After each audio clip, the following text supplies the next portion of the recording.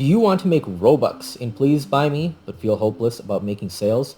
Are you tired of big content creators giving you tips that only work well for people like them, who have tons of subscribers in Robux? If this sounds like you, then keep watching the video because I've got 5 do's and don'ts in Please Buy Me. Hello everyone, I'm Fizz. Fuzz is not here today, but as I mentioned, today we're going to be talking about 5 do's. Oh my god, I'm on fire. Woohoo! Alright, that's better. We're going to be talking about 5 do's and don'ts in Please Buy Me. Before I get into the tips, I do want to say that this game is pretty new, and I just started recently a few days ago. And I do have some sales. I have 341 Robux worth of sales, and my collection value is 19,256. So I'm not doing too badly, I think, for somebody who's probably, just considered to be an average person. But I do want to mention that this is the best time to get into a game like this when it's brand new, especially a donation game. I'll get into more of that later. Let's get started with the tips. So the first do is play as much as you're able. This game is new. People want to build up their collection and fame coins, so there's going to be a lot of people buying stuff in the early days of the game. This isn't like Please Donate, where people don't really have anything to gain from donating to you. They do a little bit, but this game, it's much more of an incentive to buy and sell cards from other people. So what I would suggest is that you AFK whenever you can. It's much easier to make sales in Please Buy Me than it is in games like Please Donate. The first don't is don't overprice your stuff. If you're just starting out and you're not a popular YouTuber or developer, keep your prices realistic. You're not likely to sell cards unless you have built up some fame. So start with building up fame by keeping your prices low and selling higher serial cards. So let's find an example of somebody who is probably overselling their stuff. I would say this is probably overselling a little bit. I mean, they do have sales, but I think they probably started with selling stuff cheaper and then they started getting above 500 and now they've bumped up their prices. Although they are selling a few lower serial cards, I don't know if they're going to have much success selling a 578 fame card for 100 Robux. So, I mean, you might get lucky here and there, but generally speaking, it's probably not going to happen. This person here has no fame, and they're trying to sell one of their cards for 25. Again, they might have some success with that. People are more likely going to buy these cards for 10, especially this number 1 card. There's a lot of people who like to buy cards that are, low serial, especially serial 1 cards. So they probably have a good chance of selling that. But even that, I would say, it's going to be tough with 0 fame. So, yeah. Let's see, this person's probably doing well enough. Yeah, see, that's actually, whoa. This is actually not too bad. So, like, example, would you rather buy this 1.36k fame card for 25 and it's got, it's got a great background, it's got a nice avatar, or would you go over and buy, this card for 24, not this card, where'd it go? This card for 25, which it has 0 fame. It's got the starter card background, and it's just the avatar is not as interesting to look at, I guess. So keep that in mind. So here's an example of a good card that you want to potentially buy, and I'm actually going to buy this card. So it's 7 Robux, which is 1 above the minimum. They have 150 fame, which is, it's decent. So there you go. Bought that one. Here's some more 0 fame ones. Like, no one's gonna buy this for 1,000, to be very honest with you. So if you have 0 fame, that's really the hardest thing to get over. Start with selling your mid-serial cards for 6 Robux and just get a few sales to start. So like, I started by selling my number 30 to 35 cards, things like that. I haven't really dipped below the number 30 serial.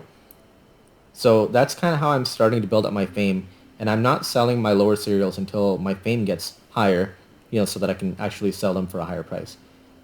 You can also ask your friends to help you get over the first couple of sales. Trade sales with them. It'll be hard to get a random person to buy from you, but you can help other people out, and they'll help you out too. So once you get your first few sales, it gets easier to sell things for 6 Robux, and eventually, as you get more fame, you can increase your prices a little bit. So the next do is do reinvest in yourself.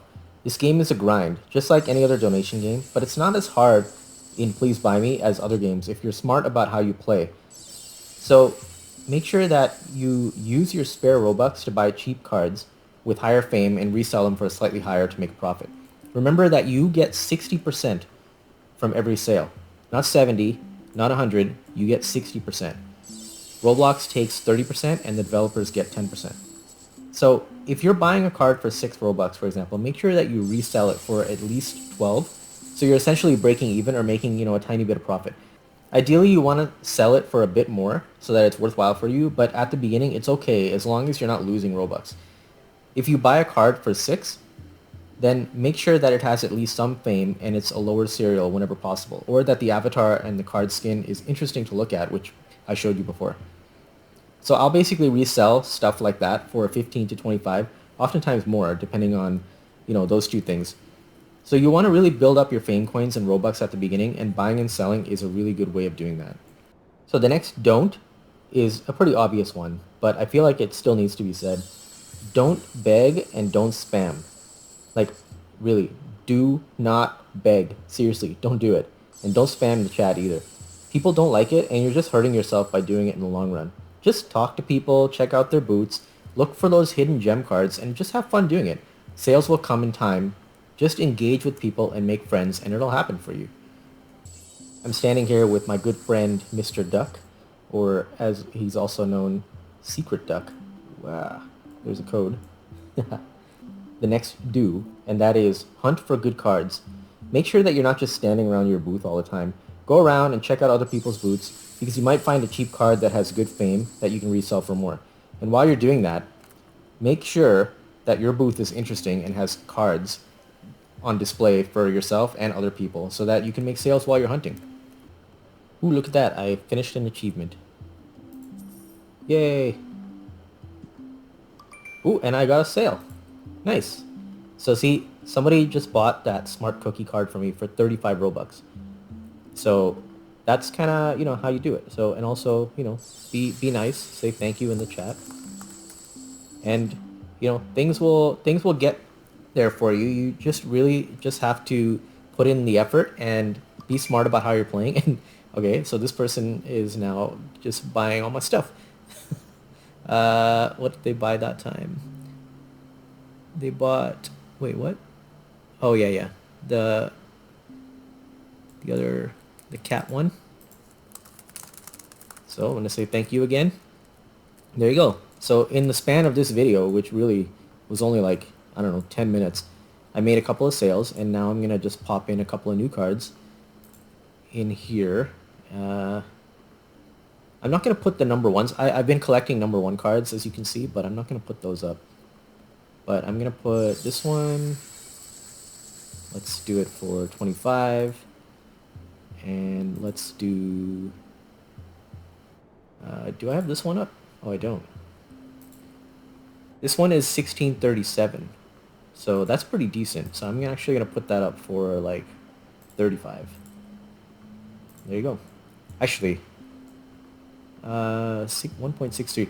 That one actually might be good to hang on to. And I'll tell you why in a second. Oh god, I messed up had a technical difficulty there. So I'm actually not going to sell that card right now. I'm going to hang on to it because I feel like their value is going to increase. So that might be one that I want to hang on to. This one, though, I can sell for maybe, let's go with 25 also. So there you go. So I'm going to keep my booth stocked. And here's another example of one. So this one I bought for 90. They actually had a different avatar before, which I think was a lot more sellable, but they changed their avatar. But that's not stopping them from increasing their fame. Their fame, when I bought it, was like 13,000, I think, or the high 12,000s. And now it's 14.66. So they've actually been increasing their fame, which means that they're grinding quite a bit, and they're making their cards work for them. So if I keep this here on display for 250, eventually somebody will buy it, or this person's fame is going to go higher and higher, and I'll be able to increase the price of this and make, pretty good money off of it. So these are the kind of cards that you don't want to rush to sell, but, if you can make good money off of it early on, then, why not? So, and over here, I've got some interesting cards that I thought were funny just to keep on display. They're all number 1 cards. This person, I think, was they were either playing as their alt and their main at the same time, and I just had to have both their number ones. So I bought this one first. It was on their stand, and I just bought it for I think 6. I think I got this one for 6, and then this one was in their alt. I think if it was their alt or if it was a friend or something like that, they had it on their stand. They're on their display case like this. It was not for sale, and I asked them if they would be willing to sell it, and they said, "How about 10?" And I said, "Yeah, of course." And I told them that I now have both of the cards, and they laughed. So, yeah, these are ones that I would hang on to just because they're fun. And who knows, if they go up in value, then that's great. If not, then they're still fun, and I can probably resell them for decent amount afterwards, just because of the novelty of the characters. So yeah, so that's it, guys. Hope you enjoyed this video. Please drop a like and subscribe, because if you subscribe, then we are actually doing a giveaway, if you haven't seen, on our channel.